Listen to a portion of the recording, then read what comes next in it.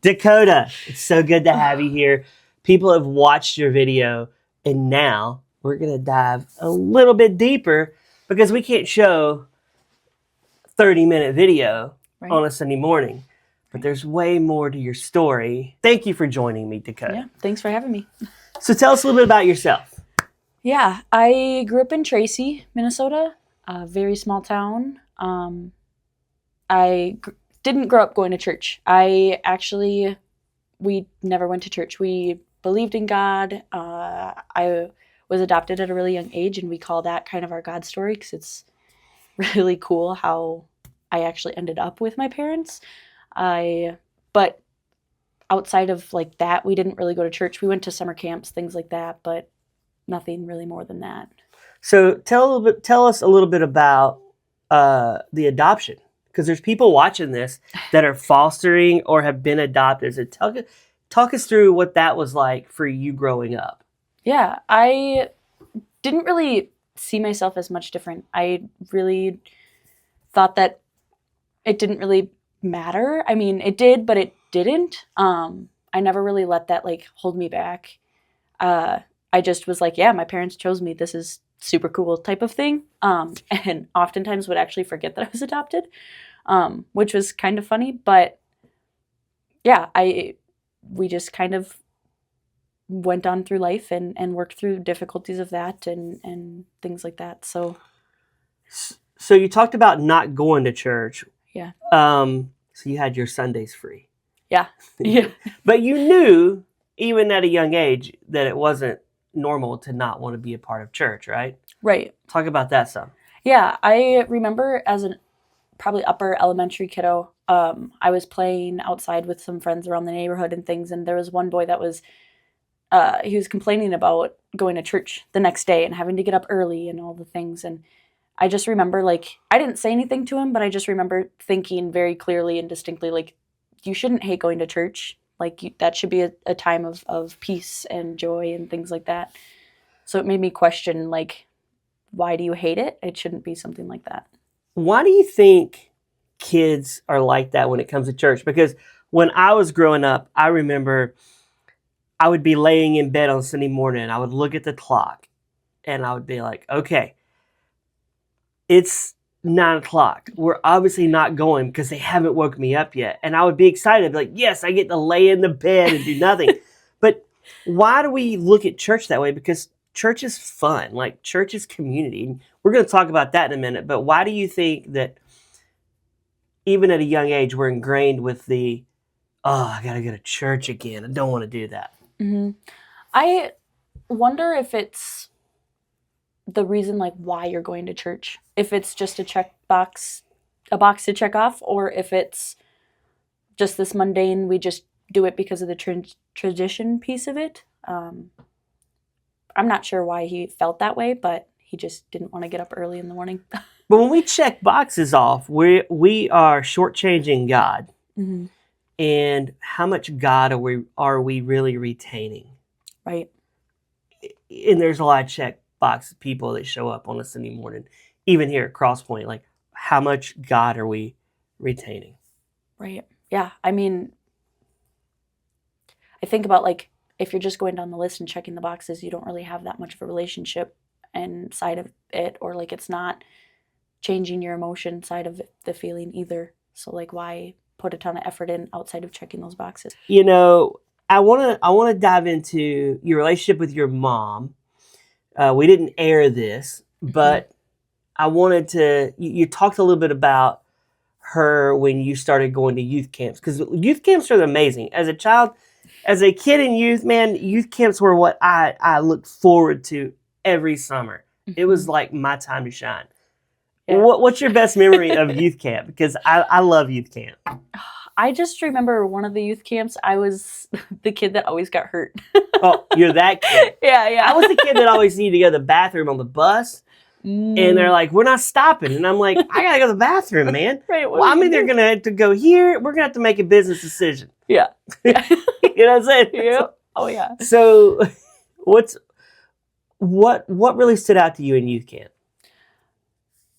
The emotion piece of it. I think I've always been more of that emotional type of person, and how things make me feel, for sure. I mean, that's a heavy thing for me. And I just remember like being able to leave there and just feeling completely at peace. And not that things were insanely rocky growing up and things like I was never insanely stressed constantly or things like that, but I just remember feeling just this huge sense of peace and joy, and just like I almost felt lighter on my feet leaving there, and how it made me feel that way was huge for me. You're in college. Yep. And people see, if they watch the video, we encourage everyone to watch this video. It'll be online. Mm-hmm. We start out with immediately, you met a guy, mm-hmm.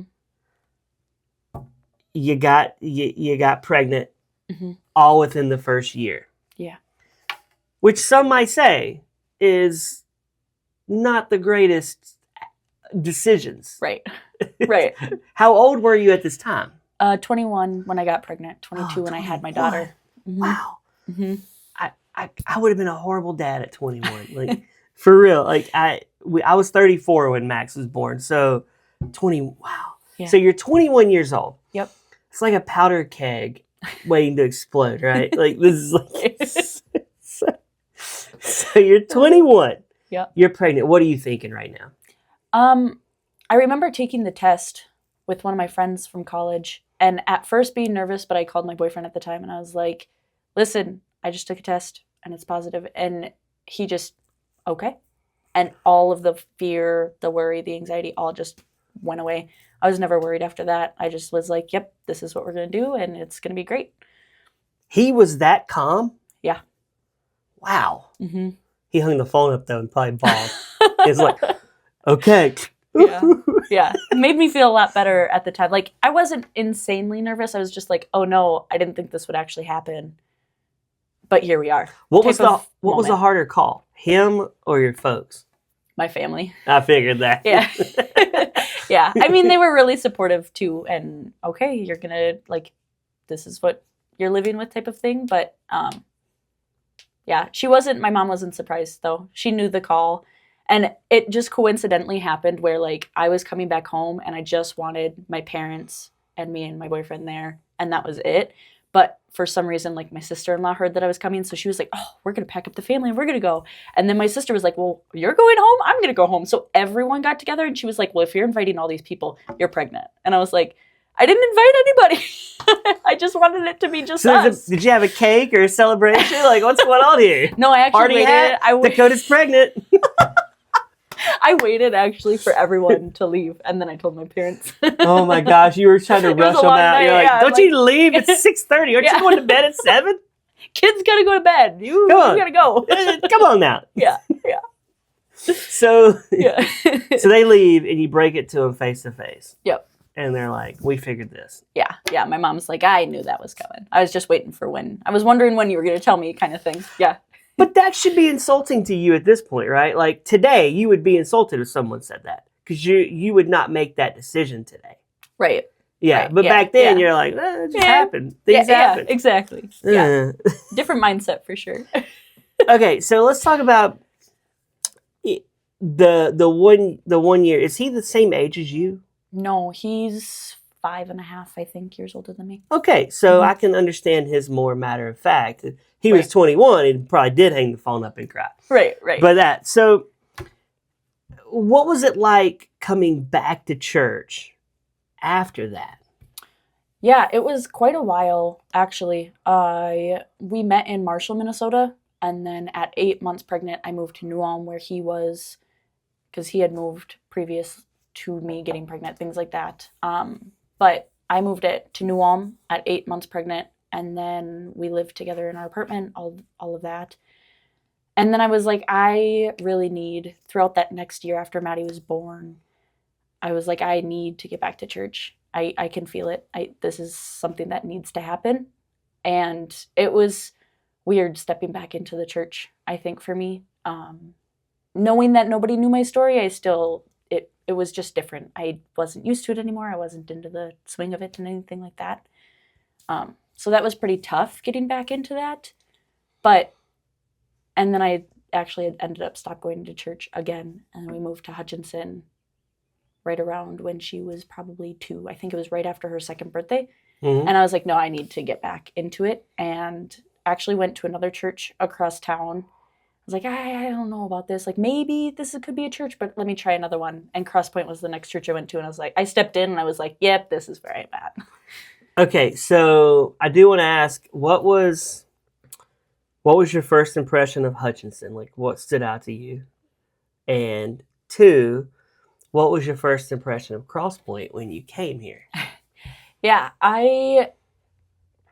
Hutchinson felt like more of my home, I guess. Like, it's very comparable in my mind to Marshall, which was where I was used to living anyways. And so that it was nice just being in a town that felt more like home. And coming to Cross Point, I kind of like tried to hide myself in the back, which was pretty nice just to like step in and kind of take that time. But I brought a friend with me, and so we kind of just blended in, but it just felt like this is more than just church. There's community here, there's a family here, things like that. So I took my time kind of getting into the swing of it right away. I think my wife and I met you for the first time at Dinner for 8. Yes. And Yep. that was fun. That was a lot of fun. Yeah, and yeah, you were like, I like Dinner for 8. You get to meet people, and that's how we met. So there's a lot to that. So I want to ask you, you've been at Cross Point, and you're living with him, raising her. You talked about in the video feeling convicted. What did that look like emotionally for you? It kind of tore me in two. I mean, it almost felt like I was living a double life again, and that like I couldn't fully live out either of the lives anymore because I did feel the conviction in how I was living. So then that took, like, I can't fully live this life anymore because I feel that conviction, but I can't fully live out my faith because I'm still living in this way. Society today doesn't frown upon living together pre-marriage. We were talking about that. I'm in a discipleship group, and we were talking about that in my discipleship group about how so many people live together, and that's what they want to do. And I've noticed as a pastor, more and more people casually tell me that, like it's acceptable. And when I was growing up, I'm a lot older than you, so when I was growing up in the 80s and 90s, it would be like, did you hear about that person? They're living with someone? What? Like, it was shame. It was a scarlet letter. But now, it's like common nature for people. Definitely. So it's amazing that you started feeling that conviction, because I worry too many people aren't feeling that anymore because they view it as acceptable. For sure. I remember my mom sat me down, well, literally more so, or not literally more so, more figuratively, because she was on the phone with me. Yeah. But I remember having a conversation. She was like, listen, you are going to have a baby soon. You're moving in together. You're like, your whole life is changing very, very quickly, all at the same time. It's going to be hard, and it's going to be something that you have to slowly work on, even though it's all happening at the same time. And I was like, oh, Mom, like, it'll be fine. It'll all work out. Like, you don't know how it is with us, or, things like that, like making excuses for myself. But that was, I mean, looking back, I'm like, yeah, I really should have tried to take more time into that and slowly process through some of those things, for sure. Do you think, I know this is a fact in my life, God takes what I think is amazing, notice the I, and he makes me hate it to move me. And I'm not saying you hate her father. Right. That's not what I mean. Yeah. But he took what you were comfortable with and he made you uncomfortable. Yeah.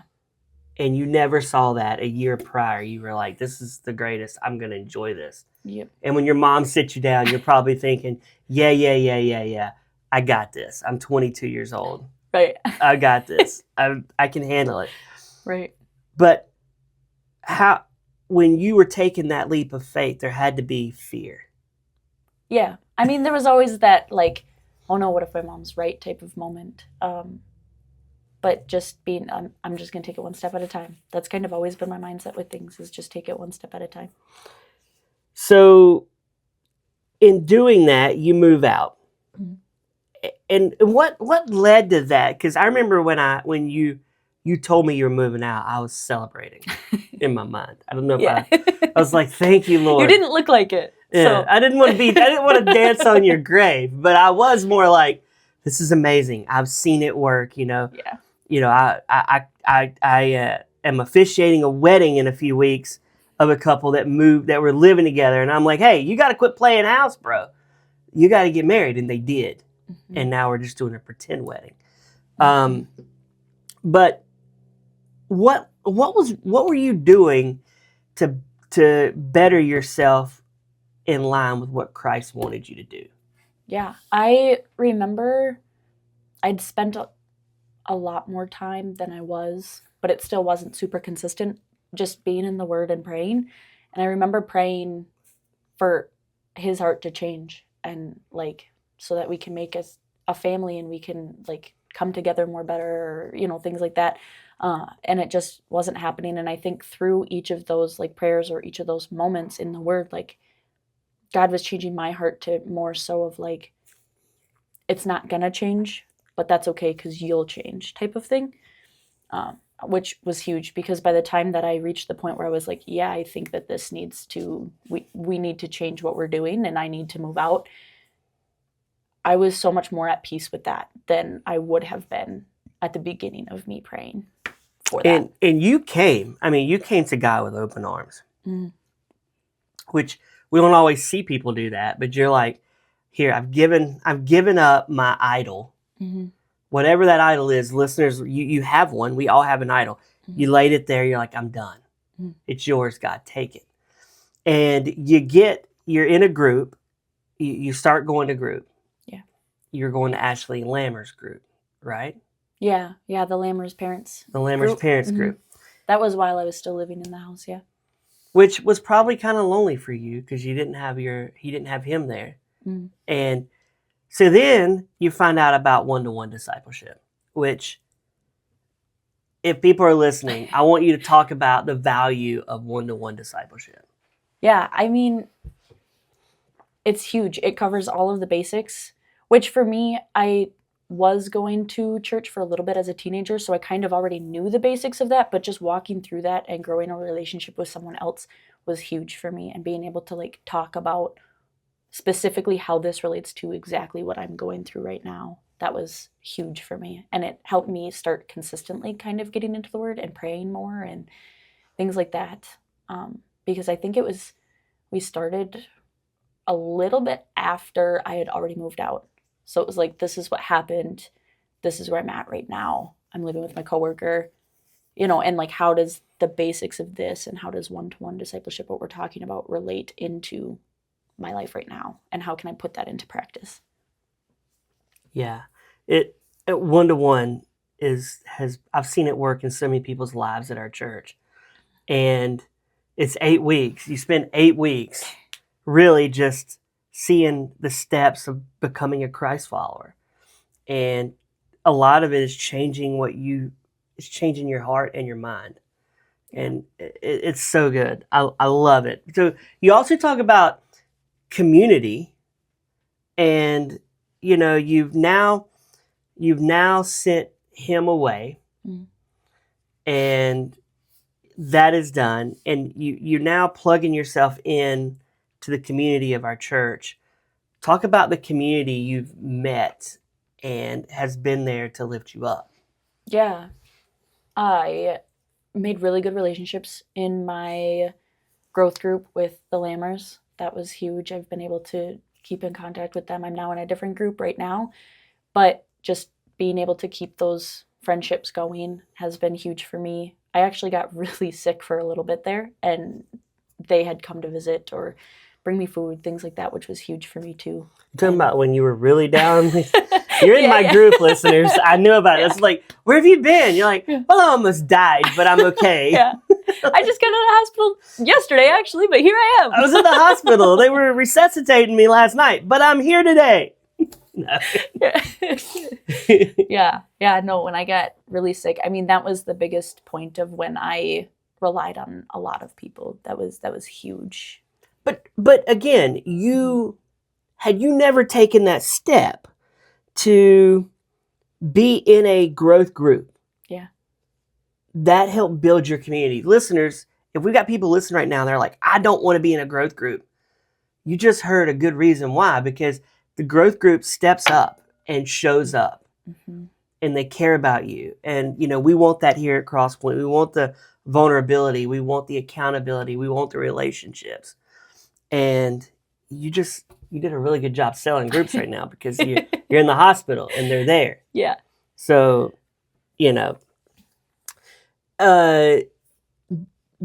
after that, now you have taken a step and you are one-to-one discipling someone else, which is the goal, right? You go through it. Now I'm going to take my little young grasshopper through this and teach them the way. Yeah. So what's that experience been like for you? But I lean on the Lord right now, and He will make sure that I know what I'm doing, what words to say, things like that. So it's been a huge trust changer, if that makes sense. I mean, just to be able to lean on the Lord and, all right, Lord, I don't know what I'm doing, but you do, you know what I need to do and say and things. So that's been a mind shift change for me, for sure. What gives you hope today? I'd say just that I've been able to be more consistent with the Lord. I mean, digging into the Word and praying always makes me feel a lot better. Gives me that peace and that joy and that hope. And then having that community and being intentional on keeping that community close. Was there a worship song or a verse that really kept you through that season? Made for More. Okay. That was a really good one for me. If people only remembered one thing from the story, what is the one thing you want them to remember? Trust